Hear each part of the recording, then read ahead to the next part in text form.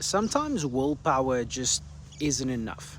You see, you can have the best dreams in life, but your willpower has ups and downs, right? And it's fantastic when you're in the ups of that, but when you're in the downs of that, it's really hard to stay committed to your goals. And especially when you're not really seeing the results right away. When there's a bit of a delay and you feel like you're working very, very hard, your ambition or your willpower, will sometimes die down a bit. And there's nothing wrong with that. It's completely natural. You just got to pick yourself up in time again.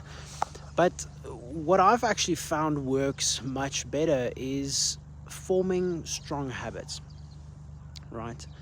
You brush your teeth not because you're extremely excited about brushing teeth, but you do it because it's a habit and you know that it's good for you.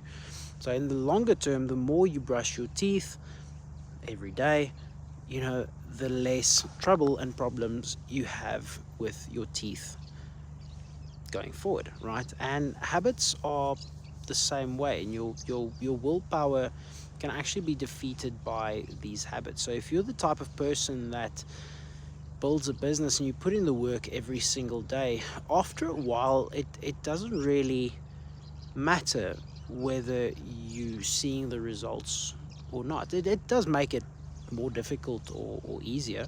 It most definitely does. But the habits are what keep you on track. And many of the most successful people in the world actually attest to this as well, right? They say that it's because they formed the habits and they ran with these habits and they just continued with them regardless of how they felt about doing them every day. That's what truly contributed to their success in the long term. You see, many people just give up when it gets hard. So if you've got the ability to push through when it gets hard and do the right thing still, regardless of whether you like the results or not, then you will actually be the person that ends up on top, because you can persevere through the difficult times and still consistently do the right things. And the compounded interest on that will mean way more in future than going at it at 100 miles an hour for 2 weeks straight.